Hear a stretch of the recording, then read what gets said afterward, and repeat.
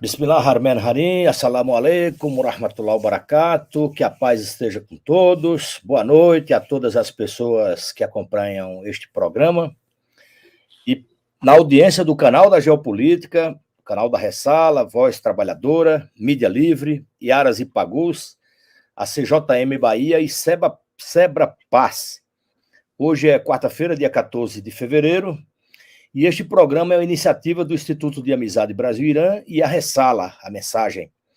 Dando continuidade hoje à nossa série de diálogos sobre os 45 anos da Revolução Islâmica do Irã e as conquistas da Revolução Popular e Anti-Imperialista, falaremos sobre o que motivou a Revolução Islâmica no Irã e em que posição o Irã se encontra hoje. E o nosso convidado é o escritor e sociólogo Lejeune Mihran, que é um grande especialista em geopolítica. Boa noite, Lejeune. Seja bem-vindo, camarada.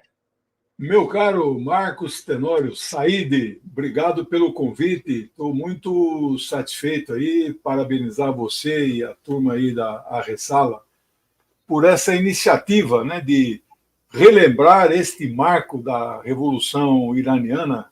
Eu quero aqui já até dizer que com 23 anos, em 79, na universidade, eu criei um comitê de solidariedade à Revolução Iraniana.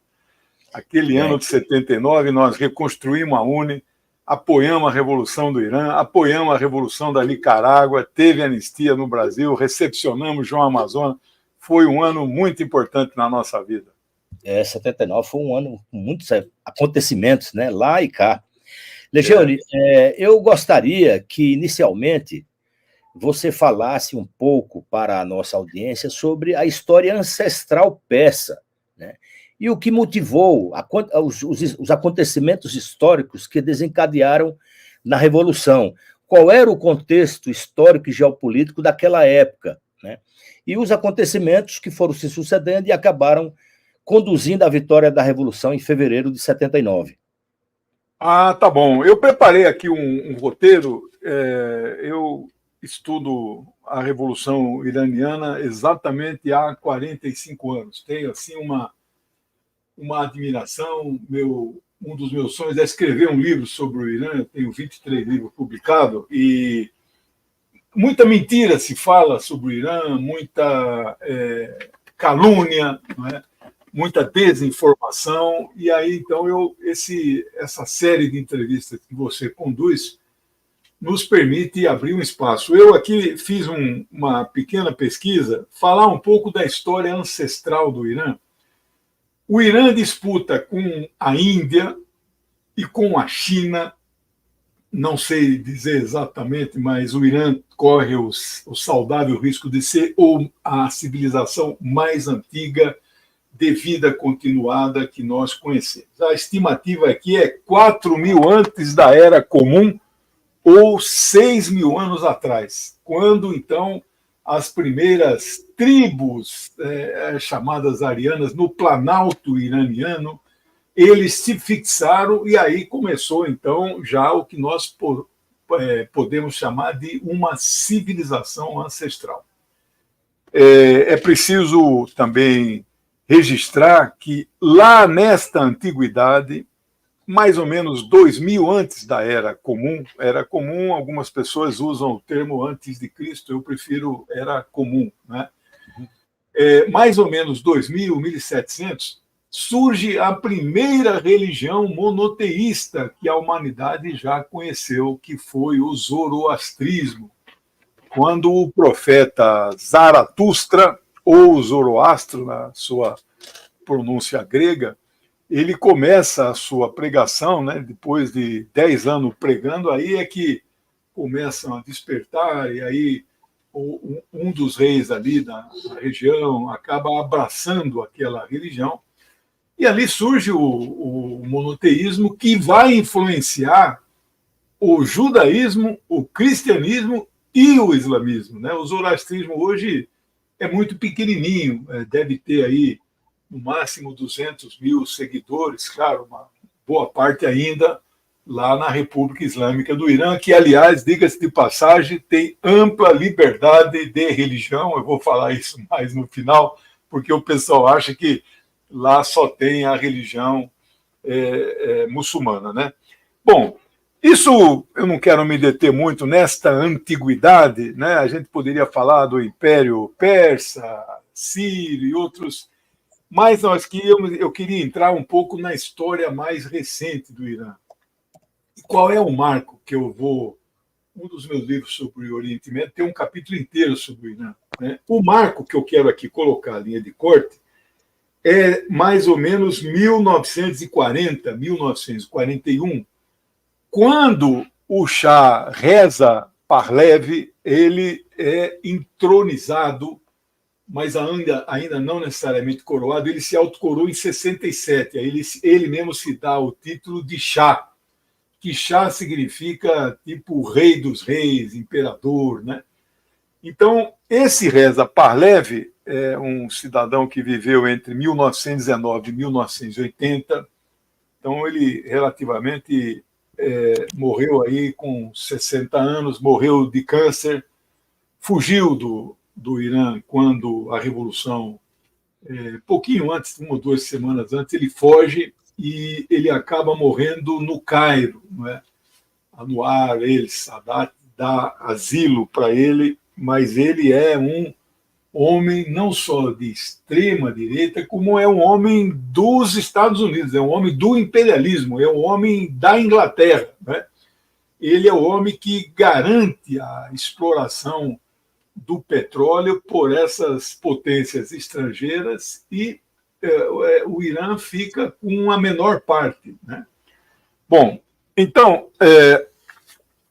esse período de 41 até 79, eu quero destacar um pequeno período de 3 anos, onde um primeiro-ministro do Irã, que entrou para a história, né, Mohammad Mossadegh, ele vira primeiro-ministro e toma a decisão de nacionalizar o petróleo iraniano.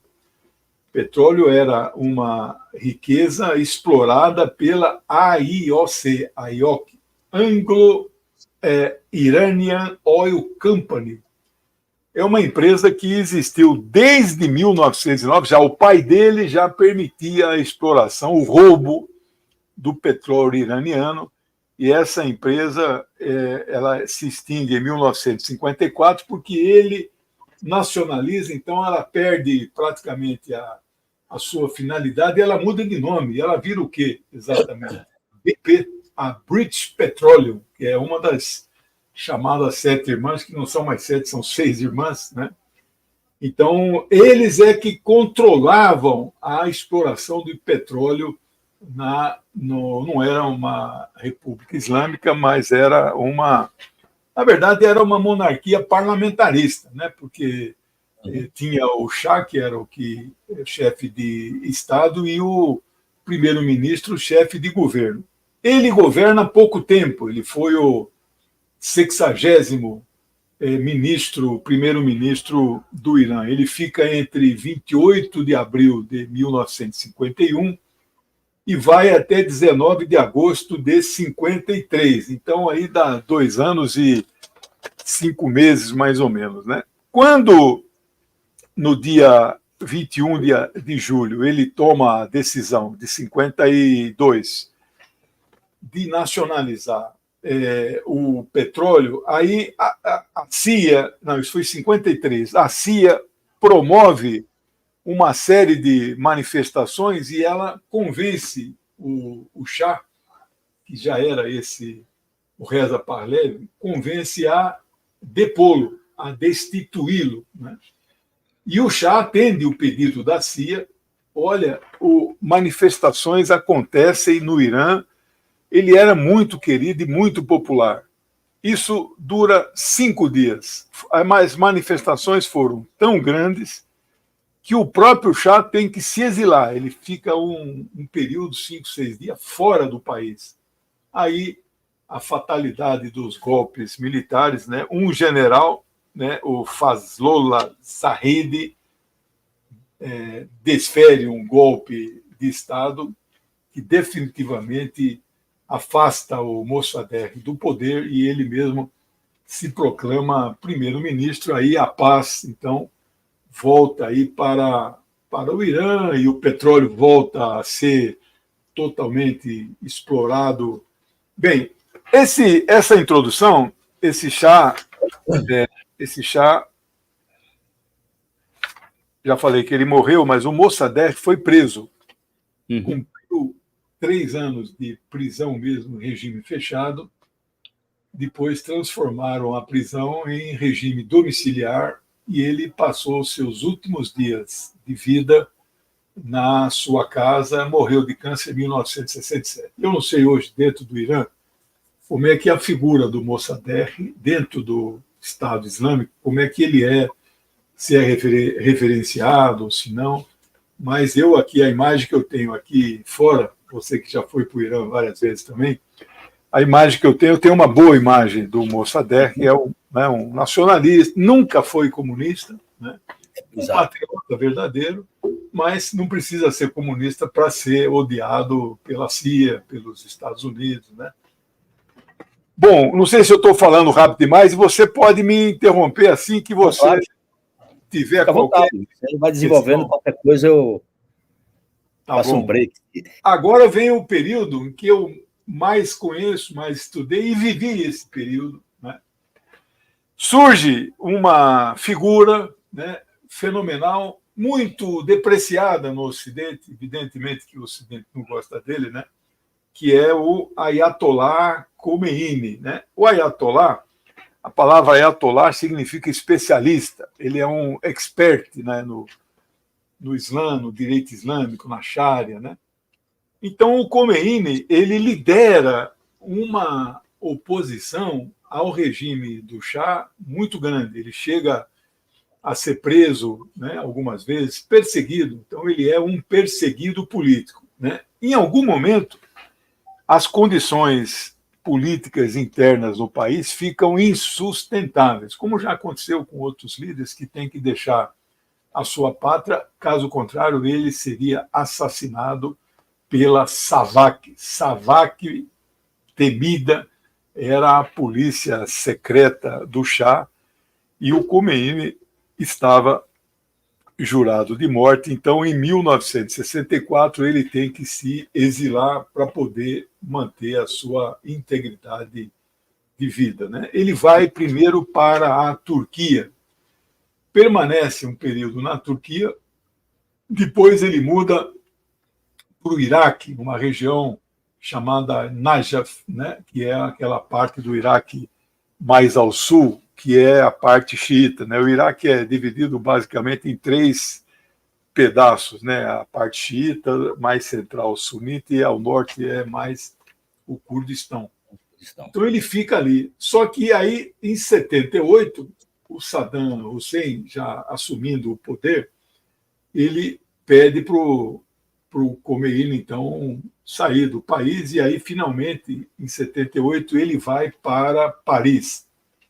Este período eu já era um ativo militante estudantil, eu me lembro bem como é que o Khomeini fazia oposição morando em outro país, né? Na época não tinha internet, eram no máximo telegrama, carta, ele gravava fitas, cassetes, naqueles que a gente apertava assim com duas teclas, você lembra disso? Você é mais novo que eu. Duas teclas era para gravar e uma tecla só para ouvir. E uma tecla para ouvir, exato. Ele gravava e mandava clandestinamente as fitas para Teherã, para a turma de apoio a ele. Ali foi feita uma ampla aliança. Comunistas, socialistas, patriotas e muçulmanos. Muçulmanos, no caso xiita, porque o Irã quase não tem sunita, né? E o pessoal recebia essas fitas e reproduzia centenas, milhares e mandava para o país inteiro. Então, o Khomeini cumpre esse papel na oposição, fazendo a sua voz chegar a milhares, milhões de pessoas. Bom, aí nós então chegamos em 1979, exatamente no dia 1º de fevereiro de 1979. Então, Khomeini desembarca no aeroporto internacional de Teherã você não acredita, 5 milhões de pessoas vão recepcioná-lo. Eu não sei quanto que o Irã tinha de habitantes na época, mas esse número não é eu que estou dizendo, estão em vários portais, né? Eu pesquisei. Então, hoje o Irã tem 90 milhões, 45 anos depois. Você imagina naquela época. Então, é massa demais. Ele foi, então, saudado. E nestes 11 dias, do dia 1 ao dia 11, e o dia 11 é considerado a marca da Revolução, porque é o dia que se proclamou a República Islâmica do Irã, igual Mao Zedong, dia 1º de outubro de 1949, ele proclama a República Popular da China. O Khomeini, no dia 11 de fevereiro, proclama a República Islâmica do Irã. Bom, nestes 11 dias, um conjunto de fatores acontece, eu não vou entrar no detalhe, e Khomeini, então, ele governa o Irã como líder espiritual. Khomeini nunca ocupou, diferente do Khamenei, o Khamenei, líder atual espiritual, ele foi presidente lá nos primeiros nomes, né? Depois eu vou falar, o Irã nunca deixou de fazer uma eleição a cada 4 anos, desde 79. Então, eles construíram uma democracia, o Marcos, você também conhece, que é desconhecido, essa democracia é desconhecida no Ocidente. O pessoal acha que o fato de ser uma república islâmica não é democrático. Não, é democrático. Acham que o fato de ter o líder supremo é o grande ditador que dá ordem na república, né? E você mencionou que é um país democrático, baseado nas eleições, com o parlamento, né, etc. Isso mesmo. E você sabe que o que é interessante, eles acabaram com o parlamentarismo, era parlamentarista, foi na reforma constitucional, acho que foi no ano que o Khomeini morreu, 89, aboliu o parlamentarismo, né? Então, como é que eu costumo fazer uma comparação? O líder, eles só falam líder. Quando eu leio lá o Spam TV e a Press TV, é líder. Não precisa falar nem o nome dele, né? Quando eles falam o líder, o que eles estão falando? Na minha opinião, como acabou o parlamentarismo, as funções constitucionais do primeiro-ministro passaram para o presidente. Pero no mútil. Diferente do Brasil, não existe a menor possibilidade de uma figura de primeiro-ministro lá, mesmo não tendo a figura de primeiro-ministro, a impressão que eu tenho, como o líder tem papéis constitucionais, é no caso, digamos, a política externa e as Forças Armadas, que é um pouco o estilo francês, o líder acaba cumprindo um papel que seria do presidente num sistema presidencialista com o primeiro-ministro, como é o francês, e o que é presidente hoje, de fato, cuida do governo, que é o presidente da República, de fato, cumpre o papel de primeiro-ministro. Essa é a minha... Porque o líder tem papel. Ele não é um líder que só fala de religião. Não. Ele comanda as Forças Armadas, ele comanda a política externa, o IRGC, né? O Islamic Revolutionary Guard Corps, né? Que é um braço internacional, que aqueles jovens que são membros dessa guarda revolucionária, eles são internacionalistas, eles são, Tenório, o que nós comunistas fomos no passado. Hoje em dia não estamos muito internacionalistas. Eu quero saber quem nós, brasileiros, largaríamos tudo para lutar, por exemplo, na Síria para defender a República Árabe Síria. Hoje, e esses caras do IRGC, estima-se que alguns milhares foram para lá, né? Como estão ainda, eles têm núcleos aí na Síria, têm núcleos no Líbano. Então, eu diria assim que eles são verdadeiros revolucionários internacionalistas. Aí você pode me perguntar, mas e a ideologia? A ideologia é uma ideologia mais religiosa, islâmica, é claro, mas com um conteúdo fortemente anti-imperialista. Nós não podemos absolutamente negar isso. Eu tenho sido testemunha histórica, digo isso em qualquer plateia, tenho amigos sunitas assim, muito mais do que amigos xiitas, mas não há a menor dúvida, os xiitas tem uma elevadíssima consciência anti-imperialista. Não, os sunitas não têm, muitos têm também. Mas veja só os governos lá da Conselho de Cooperação do Golfo, aquelas monarquias feudais, agora estão fazendo uma mudança, né? Se afastando dos Estados Unidos. Mas aqueles caras são todos sunitas. Todos aqueles caras lá são anti-imperialistas. O Irã, eu nunca achei um xiita na vida que fosse pró-Estados Unidos. Né? Então, nesse ponto, parece que a Revolução Islâmica dotou aquela massa daquela população iraniana, além de fazer sua pregação religiosa, nós temos que respeitar, e dotou de uma consciência revolucionária anti-imperialista. Coisa que muitos no nosso campo, aí não falo só comunistas brasileiros, não, a esquerda brasileira em geral, não vejo uma consciência anti-imperialista como o Irã tem. O Irã está na linha de frente da luta anti-imperialista. Eu nunca tive dúvida disso. Muita gente no nosso campo dito de esquerda tem dúvida disso. Tem alguns que falam, não sei o que o Irã está fazendo, o Irã é uma república teocrática, mas e daí? É que, claro, uma coisa que ninguém sabe, Legione, e as pessoas talvez não pesquisem, ou ao menos ouvisse, assistisse essas lives que abordam a questão da Palestina de uma maneira mais ampla. Por exemplo, um dos primeiros posicionamentos sobre a geopolítica, sobre a solidariedade do Imam Khomeini, ainda em fevereiro de 1979, foi a declaração de que a República Islâmica do Irã tem um apoio incondicional à luta de libertação da Palestina. Né? E está na Constituição do Irã esse compromisso que o Irã vai até as últimas consequências naquilo que tiver ao seu alcance para ajudar na libertação da Palestina. Então, essa questão que você aborda do internacionalismo na prática e do anti-imperialismo na prática é uma marca registrada do Irã, não somente dos dirigentes, mas como você falou aí, os guardiões da revolução estão lá, milhares de pessoas ajudando na libertação da Síria, né, no Líbano hoje também, tem muitos companheiros, no Iraque, no Líbano, enfim. É isso, nós estamos bem no mesmo ponto de vista e eu tenho comigo, né, uma convicção. Eu sou um comunista, 50 anos de militância, com muito orgulho, e compreendo exatamente o papel que o Irã joga hoje no cenário geopolítico mundial.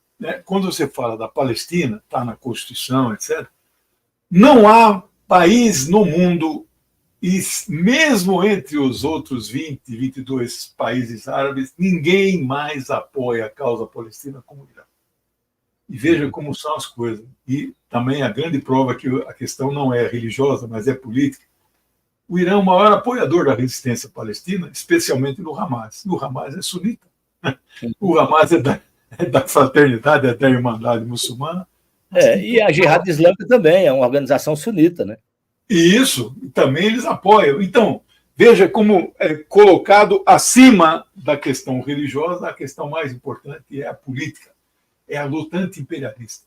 E se a resistência está conseguindo hoje dar uma surra no sionismo, Israel está perdendo esta guerra contra os palestinos, essa mídia monopolista a serviço do imperialismo não fala isso, mas Israel está perdendo no máximo 20% das forças da resistência foram abatidas, 80% estão preservados. Né?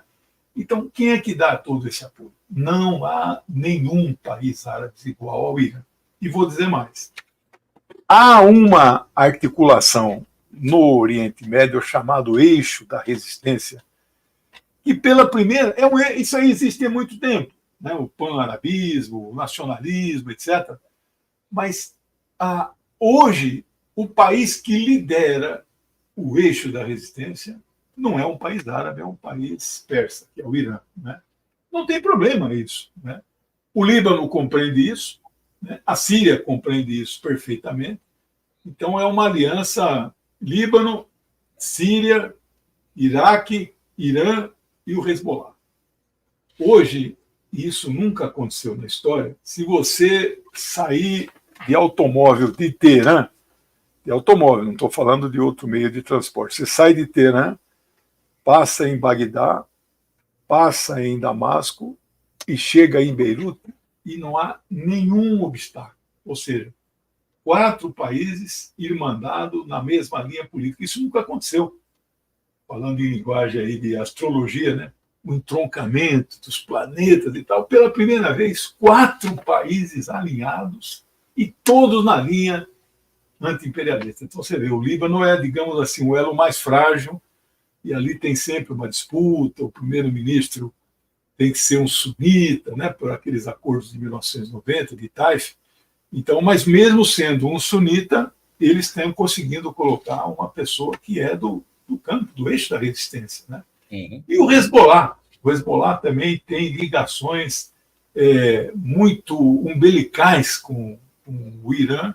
Eles são revolucionários. Eu estive no Líbano 3 vezes, todas as vezes eu tive com o Hezbollah. Uma das vezes, eu nunca me esqueço, uma delegação de 6 pessoas, nós estávamos indo à Síria. Na volta, nós encontramos com esse... É uma espécie de número 3 do Hezbollah, eu não lembro o nome dele, era o equivalente ao secretário de Relações Internacionais do partido, né? Lá ele tem uma função quase que de ministério. Mas o prédio que nós fomos para conversar com essa pessoa é um prédio de 11 andares. E eu escrevi um livro sobre isso. A hora que eu cheguei com a delegação pequena de 6 pessoas, veio os caras tudo com metralhadora na porta e tal. Né? Aí veio me cumprimentou em português. Aí eu falei assim, puxa, falando a língua do Brasil. Ele falou, o Hezbollah fala todas as línguas do mundo, professor. Eu nunca esqueço, isso está relatado no meu livro, né? Aí nós fomos, televisão, TV Almamar, estava tudo lá, cheio de assessores. Rapaz, o cara é um quadro político. Aí nós, inclusive, solicitamos autorização para conhecer aquele museu no sul do Líbano, acho que você não conhece. Milita. É o maior museu a céu aberto do mundo. Você vê tanques israelenses tudo retorcido, você vê os túneis ali, tem uns bonecos lá forjando a resistência. Ele autorizou. Pouca gente no Brasil muçulmano xiita conhece Milita. Nós fomos, eu fotografei, está no meu livro, tudo isso. Então, eu fiquei assim, impactado, impressionado com essa compreensão da luta anti-imperialista. Né? Bom, mas seguindo aqui, nós então vamos chegar aqui... Legênio, antes de você entrar na questão, na próxima questão, ainda sobre a Revolução, já que você falou no Líbano, eu queria te pôr uma questão aqui para você responder para a nossa audiência. Você viu que hoje aviões de guerra israelenses fizeram vários ataques no sul do Líbano, né? Atacaram 5 cidades, alegando que estavam retaliando um ataque que o Hezbollah tinha feito ontem e destruiu totalmente um quartel de espionagem que eles têm lá tinham no norte da Palestina ocupada, né, como nós falamos, no norte de Israel. Muita gente fica dizendo, nossa, daqui a pouco o Líbano vai estar igual a Gaza. Você acha que, no caso do Hezbollah 2024, Israel tem condição de fazer contra o Líbano o que eles fizeram contra a faixa de Gaza? No sentido da destruição e da capacidade de resistência, comparando Hamas, resistência palestina, com o Hezbollah. Israel não vai tentar atacar o Líbano. Pode fazer essas incursões aqui e ali. Uma invasão, um ataque mais frontal, Israel nunca mais fará. Quem protege o Líbano é o Hezbollah. Isso, meu amigo, todas as vezes que eu estive lá, as 3 vezes, a gente toma táxi. Eu, como bom sociólogo, eu faço mais perguntas do que falo. Todos os taxistas, sunita, xiita ou cristão, maronita, eles são unânimes. Nós gostamos do Hezbollah. Porque o Hezbollah é que nos protege. O Líbano não tem um exército, praticamente, e se tem um exército, ele tem limitações impostas por Israel em termos de armamentos. Eles não têm mísseis, não têm tanque, não têm não sei o quê, entendeu? E o Hezbollah tem. Estima-se que o Hezbollah tenha hoje mais de 100 mil mísseis. Todos eles conseguem atravessar os céus do que se chama Israel hoje e passar até para mais longe, para o lado de lá, Arábia Saudita e outras coisas mais. Agora, eles estão tudo pacificados, está tudo do nosso lado. Né? Agora, Israel tem um pânico se isso acontecer. E aí, quando começa a resistência em Gaza, que começa, então, 7 de outubro, o genocídio por parte, né, de Israel, a expectativa que todo mundo tinha é que o Hezbollah ia entrar na guerra, né, ao lado dos palestinos. Ele entrou na guerra, só que ali na fronteira norte de Israel, sul do Líbano. Entrar, o Hezbollah, com a sua militância, entrar no Líbano, nunca isso teve em perspectiva, né, porque não é o papel deles, e no primeiro pronunciamento do Dr. Said Nasrallah, ele deixa claro, nossa forma de ajudar os palestinos vai ser combatendo na fronteira. Forçou Israel a abrir uma nova frente, né? Tirar soldados de Gaza e colocar no norte. Você tem uma ideia, Tenório? Você sabe disso, mas a gente tem que falar porque nem todos que nos ouvem sabem. Israel evacuou 40 quilômetros, tinha uma série de pequenas cidades ali, onde moravam israelenses, todo mundo veio embora. Uhum. E eles estão morando aonde, essa gente? Em acampamento de barracas de lona branca e azul, meu amigo. Eu vivi, vou fazer 70 anos, eu achei que eu fosse morrer e não veria isso. Refugiados israelenses, meu amigo. Né? Então, veja que situação. Israel sofre o ataque ali na região da fronteira com a Síria, nas colinas de Golã. Israel está sofrendo um ataque da guerrilha iemenita, que eles chamam de Houthis. Houthis é o nome da família que dirige o movimento. Eles são iemenitas, é uma parte do povo do Iêmen que controla o Iêmen, que governa o Iêmen, né? que comanda as forças armadas. Eles fecharam o Mar Vermelho. A marinha iemenita, a guerrilha, ali naquela porta lá, Bab el-Mandeb, não sei se você domina muito árabe, meu árabe é mais ou menos, né? Bab el-Mandeb, Bab é porta, né? Porta do Choro. É um nome que nunca esteve tão apropriado. O que tem de país imperialista chorando, porque não pode passar no Mar Vermelho, né? Dizem aí, o brasileiro é muito criativo, né? É meme que circula por aí. Moisés abriu o Mar Vermelho. Os Houthis fecharam. E não há quem abra de novo, meu amigo. Os Estados Unidos chegaram a formar uma aliança de 10 países, aliança naval, jogaram a toalha. Não vamos conseguir abrir o Mar Vermelho. Hoje mesmo, está aqui nos portais Spam TV e Press TV, eles dizendo o seguinte, o Iêmen, os Houthis, não passa nenhum navio israelense aqui. Então, tem mais ou menos 90 dias, quando o Mar Vermelho, ali é Pacífico, uns chamam de Índico, outro Índico em homenagem à Índia, né? Mas tudo é Pacífico. E aquele mar que banha ali o Iêmen, né, é Mar da Arábia. Então, aquela entradinha do Mar Vermelho, Mar da Arábia, né? Olhando o mapa de cima, do lado esquerdo, é a Somália, né? Então, a hora que você entra ali no Mar Vermelho, bem lá em cima, o mar se bifurca. Do lado esquerdo vai para o Suez, do lado direito é o chamado Golfo de Aqaba, né? Famoso. Aquele bracinho de mar vai até o porto de Eilat, que era uma cidade palestina, hoje é israelense, é o maior porto de Israel. Está às moscas, Tenório. Não chega um navio faz 90 dias. Mas e aí, como que os Houthis, eles sabem quem é de Israel e quem está a serviço de Israel? Isso aí tem aplicativos no mundo inteiro, aqueles números que tem nos aviões, tem nos navios. E aí você tem lá a propriedade, deu que está a serviço de Israel, ou é propriedade de Israel, não passa aqui no Bab el-Mandeb. Resultado, e como a tensão está muito grande, eles estão atacando navios estadunidenses. Como isso está muito tenso a coisa, as companhias mercantes mundiais, a Evergreen, a Maersk, a MSC, essas companhias desse tipo, mesmo eles dizendo que não só atacam os navios israelenses, nós não vamos passar ali. Então, eles estão dando uma volta ali na África, 7.000 quilômetros ali, dobrando o Cabo da Boa Esperança, até chegar em Gibraltar para entrar no Mediterrâneo. Isso encareceu os fretes, isto encareceu os seguros, e isto caiu para 1/3 a receita do Canal de Suez, né? Que é nacionalizado, mas aqui entre nós sabemos que a posição do Egito hoje não é a mesma de Gamal Abdel Nasser, né? Mas isso é um outro assunto, não vamos aqui... Legione,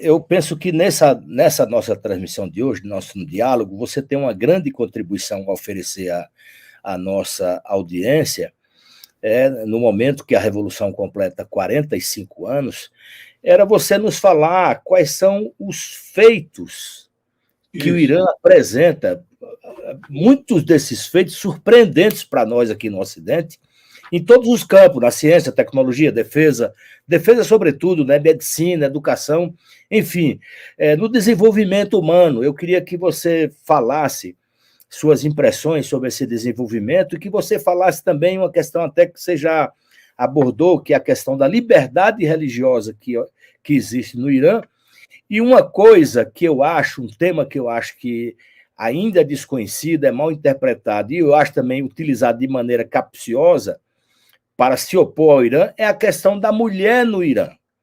Então, eu queria que você... Muito bem. São muitas coisas, mas para você não é nada. Não, beleza. Eu li o documento que eu recebi, muito bem feito, 117 páginas, e, aliás, você está muito bonito naquela foto, você faz a introdução do Instituto Brasil, Amizade Brasil-Irã, depois você me bote aí como membro, para saber o que a gente paga aí como associado, conta comigo. A presença é uma honra para nós, não paga nada. Um dos meus sonhos, rapaz, é visitar o Irã e escrever um livro sobre o Irã. Eu quero entrevistar o Khamenei, o Raisi, eu quero ser o Tucker Carlson lá, que vai o mundo inteiro assistir essa entrevista. Nós aí estamos em contato com a TVT, que eu sou colaborador, eles têm lá 2 pessoas, que é o cinegrafista e o apoiador, né? E a TV 247. Então, a gente, se havendo sinal verde aí para isso, rapaz, nós embarcamos no dia seguinte, viu? Então, eu queria aqui, eu fiz um resumo das principais conquistas, mas esse documento que você e o Irã e o pessoal aqui no Brasil escreveu, maravilhoso, né? Ele é sintetizado em um vídeo de 9 minutos, que eu não sei se está na descrição aqui deste vídeo, você tem que pôr aquele link ali para as pessoas assistirem. É maravilhoso, porque é o resumo de 117 páginas. É melhor ler 117. Mas quem não pode ler, assista esses 9 minutos. Você não imagina o que é o Irã hoje. E eles dão números assim que você jamais sonhou que o Irã, por exemplo, está entre os 8 países que têm a conquista do espaço. O Brasil ainda não tem essa conquista. O Brasil não pôs um ser humano, um animal, nada em órbita, né? O nosso projeto aqui está atrasado muito tempo no desenvolvimento. Teve aquele desastre lá que ninguém sabe se foi sabotagem. Agora terceirizou, os Estados Unidos aqui administram a base de Alcântara. O Irã está indo longe. É o maior fabricante de drones do mundo, né? Então, e os mísseis iranianos, além de serem hipersônicos, eles atingem qualquer ponto da Terra. O Irã está entre 4º e 6º maior exército do mundo. A marinha iraniana, que controla ali a parte do Golfo, que eles chamam Pérsico, mas ele é metade pérsico e metade arábico, né? Aquela costa da Pérsia ali, do Irã, ninguém entra ali. E o Estreito de Hormuz, que é menor até do que Bab el-Mandeb, só o Irã é que tem condições de abrir ou de fechar. Ele está sempre aberto. Mas se um dia a marinha iraniana disser para vamos fechar ali, nem os navios da 5ª Frota passam por ali. Então, o Irã me impressionou muito. Mas eu privilegiei aqui falar de algumas conquistas assim mais políticas que pouca gente sabe, né? A primeira e mais importante, que eu acho que naquele relatório lá acaba não aparecendo, né? É a questão do petróleo. A Revolução Iraniana de 79 é a mesma Revolução Bolivariana do Chaves em 1998. A medida número 1 é colocar o petróleo, a exploração do petróleo e a renda do petróleo a serviço do povo e do Estado iraniano. Essa é a grande conquista, porque o Irã é um dos grandes produtores de petróleo do mundo. Então, a renda que distribui para o povo e que também vai uma grande parte para o Estado, para a aplicação no desenvolvimento, esta foi a questão mais importante. Foi um golpe duro no imperialismo.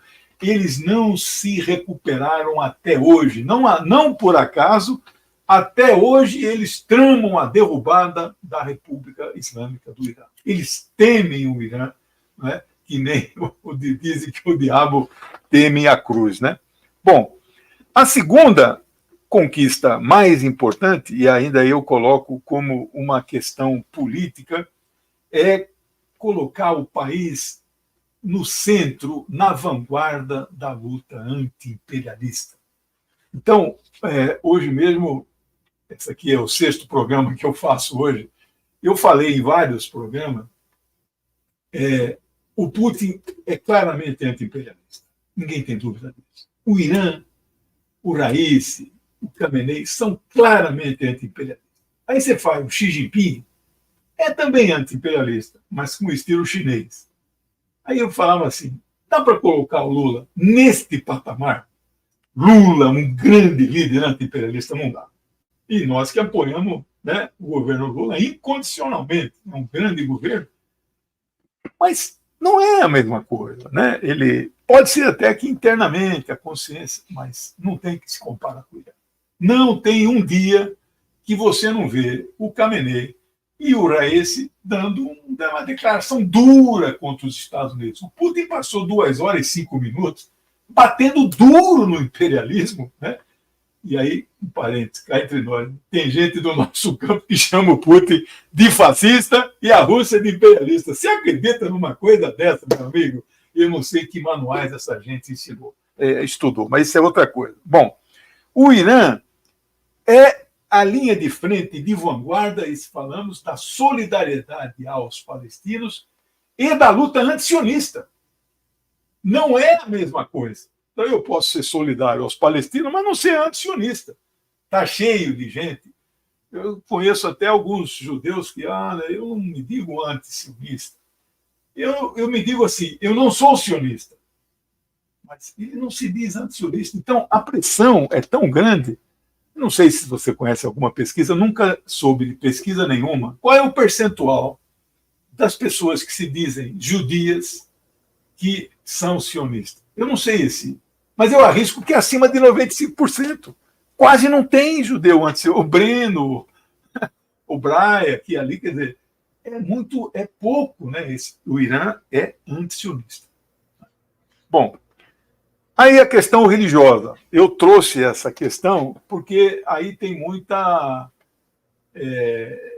incompreensão, muita mentira, muita falsidade. Você pensa, o Irã é um país revolucionário, mas os inimigos estão tudo ali dentro. Quantos físicos nucleares foram assassinados? 5. Dentro do Irã. Com tudo isso que o Estado tem de vigilância, o inimigo está lá dentro, meu amigo. Então não é brincadeira. O atentado lá na peregrinação do túmulo do Major-General Soleimani. Morreram quantos lá? 70? Ninguém soube de nada. Com todo o aparato de inteligência, então o inimigo está ali dentro do Irã, né? Então, a liberdade religiosa. A liberdade. Eles cumprem, né? Aqui o Alcorão fica aqui da minha cabeceira, todinho anotado. O Alcorão e aqueles 2 livros não são considerados sagrados porque, né, são paralelos, complementares, Suna e os Hadiths, né? A essência disso O Islã é uma religião abraâmica. É uma continuação do judaísmo, cristianismo e islamismo. Eles falam em 24, 25 profetas, e o Maomé é o último, Muhammad, né? É o último. Acontece que o cristianismo não reconhece ninguém depois de Jesus, né? Reconhece os anteriores. O Islã, muito humildemente, reconheceu todos os anteriores. Ele recepcionou o judaísmo e o cristianismo, não é? Claro que não é a mesma coisa, Jesus não é filho de Deus, mas Maria é virgem, quer dizer, então tem essas coisas, eles então recepcionam. Abraão é o mesmo patriarca, os profetas judeus, judaicos, hebreus, todos são reconhecidos por isso. E aí a essência do Islã é proteger os seguidores do livro. Que livro? É a Bíblia, é a Torá. Então, o muçulmano, o dever número 1 é proteger cristão e judeu. Não é matar cristão e judeu. Quem faz isso, o Estado Islâmico faz isso, aqueles caras não são nem Estado e não são nem islâmico, porque o muçulmano não pode fazer uma coisa dessa. Tem que proteger os cristãos e os judeus, né? Bom, aí, em particular, cristão quase não tem no Irã. Mas o pouco que tem vive em liberdade, tem as suas igrejas, não pagam impostos. Agora, judeu tem bastante. Acho que uns 40 mil. Sinagoga, os caras têm uma sinagoga, a cada 2, 3 mil judeus tem uma sinagoga. Todas as sinagogas, ninguém paga imposto, não paga IPTU, não paga luz, não paga água, e os caras têm deputado no parlamento. Pô, esse aí é um Estado que o pessoal diz que é um Estado que oprime outras religiões, né? Os muçulmanos, você já viu o vídeo? Os judeus iranianos adoram o regime do Ayatollah. Jamais eles largariam de viver no Irã para mudar para Israel. Aliás, Israel é o lugar mais perigoso no mundo. Eles que queriam um lar nacional para viver em paz. É o lugar mais perigoso do mundo. Está aqui o livro, você deve ter lido como estudioso, né? Ela é filha de um general, né? A Nuri Peled.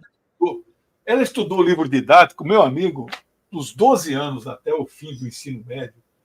Os caras estudam em livros para aprender a odiar a Palestina, para matar a Palestina. Rapaz, né? Uma criança israelense nasce com um fuzil aqui, sabe o que é tanque de guerra. No Irã, não. No Irã, os judeus lá vivem na maior paz, né? Bom, o povo no Irã é um povo organizado, coisa que no Brasil nós carecemos, especialmente depois da posse do presidente Lula. Eu tenho batido nessa tecla. Todo mundo foi para o Planalto, a planície foi abandonada. Você sabe disso, né? Os cargos DAS 6 lá em Brasília, 40 mil, salário secretária, motorista na porta, apartamentos funcionários. Todo mundo foi para lá, né? Largou, a planície foi abandonada. O Irã não fez isso.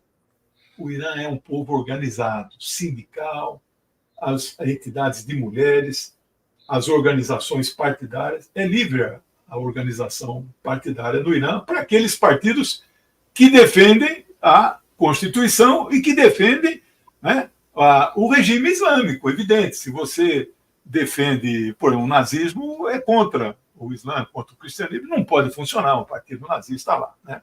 Bom, eu queria destacar aqui uma coisa que poucas pessoas sabem: a democracia islâmica. Eles construíram uma forma de democracia e não existe um padrão único de democracia. Isso o Xi e o Putin têm deixado assinado por escrito. Não há um modelo único de democracia. A do Irã é uma democracia islâmica. E você acredita, Tenório? Você eu sei que acredita, porque conhece. Mas o Ayatollah, o líder espiritual, é eleito. No budismo, não tem esse negócio de eleição, né? O cara é ungido, é reencarnado, aí vai uma comissão lá, vê a criança, esse aqui vai ser o próximo, né? Buda, não sei o quê, etc. Né? O Ayatollah é eleito. Pelo voto direto, não. Mas quem elege o Ayatollah é o chamado Conselho de Especialistas, são 88. Eles é que elegem o Ayatollah. Estes 88 são eleitos pelo voto direto do povo E para ser membro desse conselho de especialistas, meu amigo, bom, uma das coisas, só para você ter uma ideia, você tem que recitar o livro sagrado do Islã.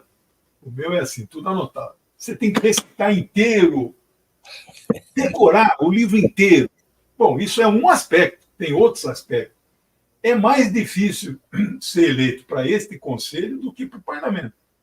Às vezes, até o parlamento fica, digamos assim, num ponto até mais secundário, porque a fonte do poder, aí no caso do presidente, que o presidente, de fato, é o primeiro-ministro, então, a fonte de poder é o conselho de especialistas, que elege o líder. Não sei a idade que o Khamenei está, mas acho que deve estar ali na faixa de uns 90 ou mais, né? Imagino que ele ainda desejo que viva vida longa, 100, 110 anos, mas a qualquer momento, né, a velhice pode... E aí vai abrir tranquilamente um processo de debate, quem é o que vai substituir o Ayatollah, são figuras assim muito respeitáveis, né? Bom, eleições livres e diretas desde 1979. O Irã teve 6 presidentes eleitos com direito à reeleição. Então, em 45 anos, você faz a conta, se cada um foi eleito para reeleito há 48 anos, então teve... Os 2 primeiros ficaram um pouco tempo, né? Mas teve o Ali Khamenei, o Rafsanjani, o Khatami, o Ahmadinejad, esse tem uma origem proletária, inclusive, o Rouhani e o atual doutor Ebrahim Raisi, doutor mesmo em direito islâmico, né? Então, 6 presidentes, uma eleição a cada 4 anos. Eu queria finalizar, eu poderia dar aqui dados aqui sobre tecnologia, etc., etc., que você até me cobrou, mas eu preferia que você colocasse o link deste vídeo de 8 minutos. Tem algumas pessoas perguntando como é que obtém o documento de 17 páginas. Eu não sei. Legione, nós vamos fazer o seguinte, ao final da transmissão, nós vamos exibir o vídeo aqui, esse vídeo que você está mencionando. E as pessoas que quiserem esse documento, entra lá no Instagram do Instituto Brasil-Irã, Instituto Brasil-Irã, tudo junto, minúsculo e sem acento. Manda uma mensagem, se quer receber por WhatsApp, se quer receber por e-mail, e a gente manda esse documento em PDF. E o vídeo nós vamos exibir ao final da transmissão. Tá bom. Eu só vou terminar aqui, o vídeo tem aí 8, 9 minutos, mas aí você me libera um pouquinho, porque senão hoje é aniversário da esposa, vai dar divórcio. Não, fica à vontade. Mas eu queria concluir... A gente volta, Legione, oportunamente a gente volta, porque... vamos voltar, claro. Tem um tema que eu queria abordar, mas não vai dar tempo, que é a questão da defesa iraniana, que você conhece bem, né? Você até mencionou algumas características das forças iranianas. Muito imbatível. Eu penso, e acho que você pensa assim também, que o desenvolvimento dessas forças de defesa não é para atacar ninguém, mas para garantir a paz e garantir a integridade do seu território, né? Então, exatamente. A gente volta para tratar desse e de outros temas, das conquistas da Irã. Podemos marcar, sim. Pode contar comigo. E quando você vê que está na hora, você fica à vontade. Tá bom. E olha, eu quero dizer para você que o meu método sou professor também há 45 anos, eu não confio na memória nem no domínio do tema. Eu estudo sempre preparo o roteiro. Então, nós podemos pautar a questão da defesa espacial também, né? Mas eu quero concluir, fechar com chave de ouro sobre as mulheres no Irã. Esse aí é o calcanhar de Aquiles desse setor aí que odeia o Islã, odeia o Irã, e eles pegam no calcanhar daquele. As mulheres lá são oprimidas, são obrigadas a usar véu. Eu não vejo dessa maneira. Ali o uso do véu tem 2 fontes principais. Uma é esse livro sagrado aqui. Para muitas pessoas, isto aqui é mais importante do que a Constituição. A Arábia Saudita, aliás, não tem Constituição. Para que Constituição se nós temos o Alcorão? O Irã tem Constituição. Então, o livro é uma república islâmica, mas a gente às vezes usa a república teocrática. Não, é uma república democrática. Então, este livro não é o mais importante. Tem a justiça a Sharia, mas tem a justiça comum. Você tem a opção de no que você quer ser julgado, né? Então, uma mulher muçulmana verdadeira, praticante, e os muçulmanos são praticantes, mais os xiitas do que os sunitas, ela usa, não é porque ela é obrigada, é porque ela acredita num livro, né, que ela tem fé, né, que ela concorda e ela usa. Bom, não bastasse isso, existe uma lei nacional aprovada no parlamento, né? Então, veja, não usar o véu não é porque você contraria o livro religioso, mas você está contrariando uma lei nacional.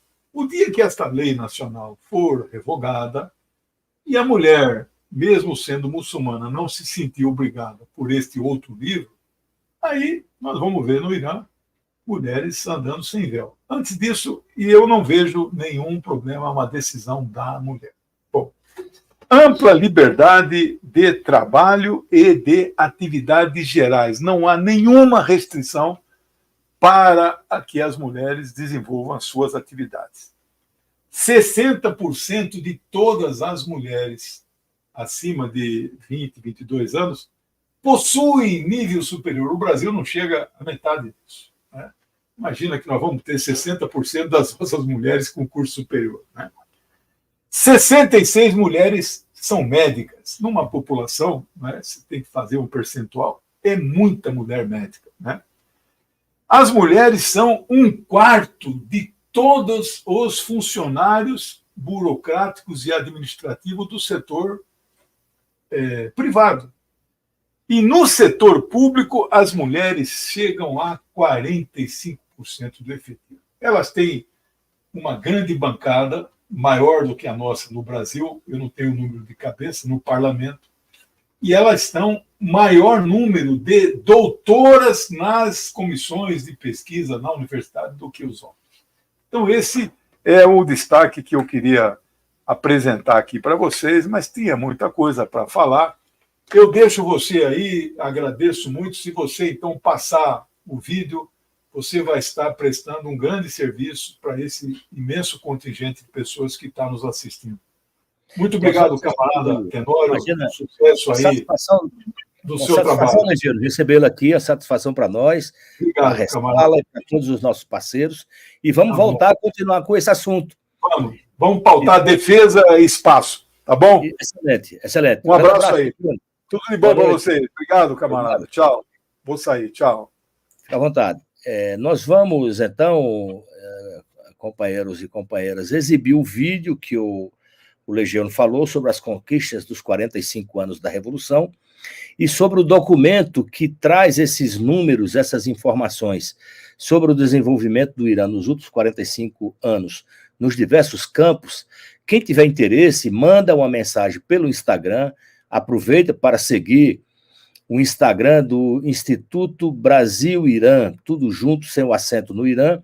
Manda uma mensagem, se quer receber pelo WhatsApp, manda o número, se quer receber por e-mail, deixa o e-mail, que nós enviaremos para vocês o quanto antes. Então, eu queria pedir para nossa querida camarada Maria Luísa, que faz a técnica aqui com muita desenvoltura, que, quando estiver pronto, pode exibir o vídeo, Maria Luísa, e com isso nós encerramos o nosso programa de hoje e voltaremos amanhã.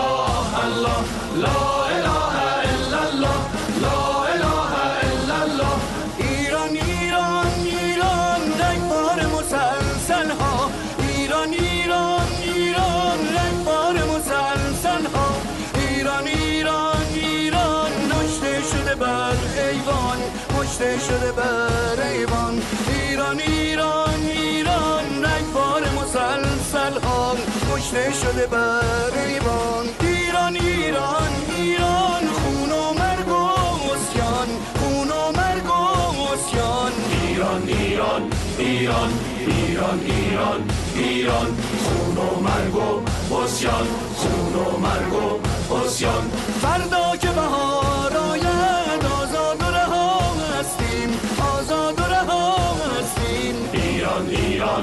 ایران ایران ایران ایران. نه ظلم و نه زنجیری، در اوج خدا هستیم، در اوج خدا هستیم. ایران ایران ایران ایران ایران ایران. بنگر که همه فریاد، بنگر که همه طوفان، بنگر که همه طوفان. ایران ایران ایران ایران ایران ایران.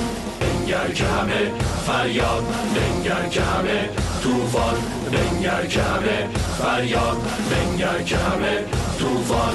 از اشک یتیمانت، از خون شهیدانت، از اشک یتیمانت، از خون شهیدانت.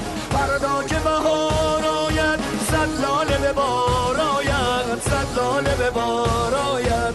فردا که بهار آید، صد لاله به بار آید، صد لاله به بار آید. الله الله الله الله الله الله الله الله الله الله الله الله الله. تو پناهی بر ضعیفان یا الله، الله الله. تو پناهی بر ضعیفان یا الله. روز قیام از تو جهان، کشتن دیو بدنهان.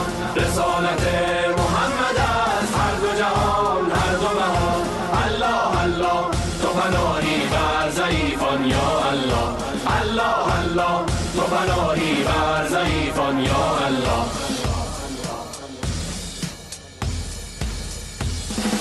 بوی گل سوسن و یاسمن آید، عطر بهاران کنون از وطن آید. جان ز تن رفتگان سوی تن آید، رهبر محبوب خلق از سفر آید. دیو چو بیرون رود فرشته در آید، دیو چو بیرون رود فرشته در آید. بگذرد این روزگار تلختر از زهر، بار دگر روزگار چون شکر آید.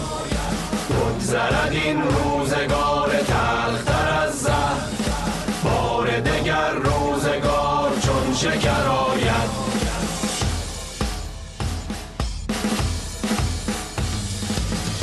علا معمار و طراح حرم برخیز، چراغ جاودان سوز حرم برخیز.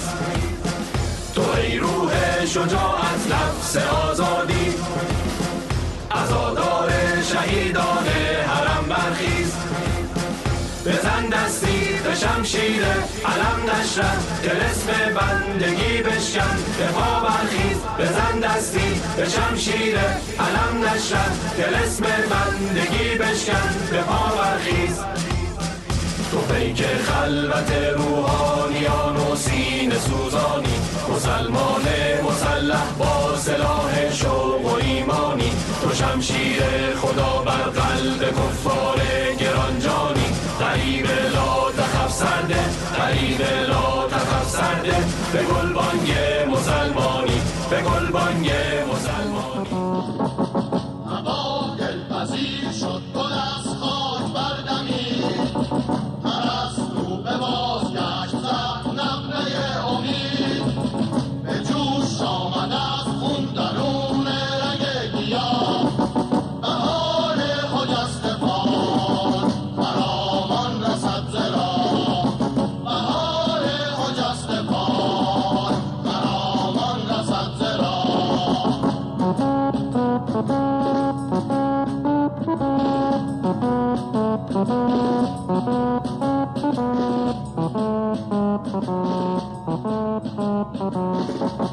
به خویشان، به دوستان، به یاران آشنا، به مردان تیز خشم پیکار می کنم. به آنان که با قلم تباهی دهر را به چشم جهانیان پدیدار می کنند. بهاران خجسته باد، بهاران خجسته باد.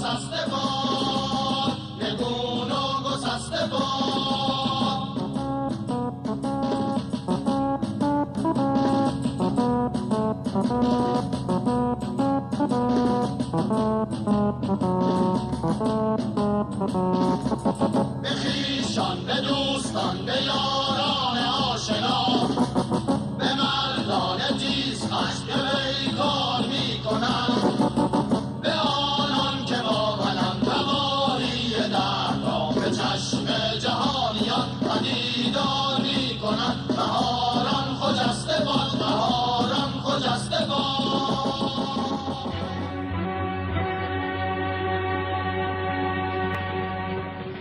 الله اکبر، خمینی رهبر. الله اکبر، خمینی رهبر. این بانگ آزادی کز خاوران خیزد، فریاد انسان هاست کز نای جان خیزد، اعلام طوفان هاست کز هر کران خیزد، آتش فشان قهر ملت های در بندد، حبل المتین توده های آرزومندد.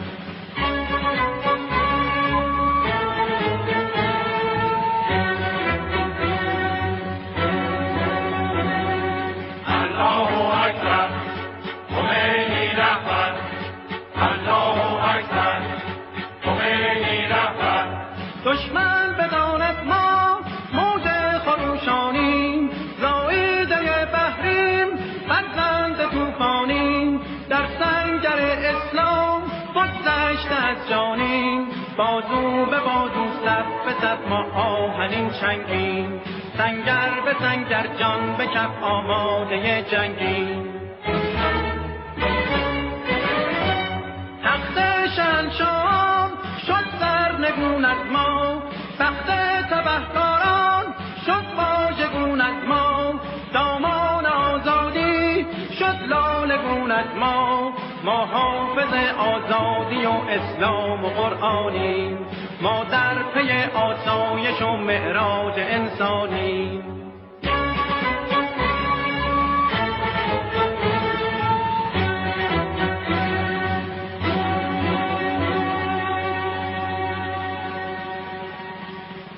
الله اکبر، خمینی رهبر. الله اکبر، خمینی رهبر.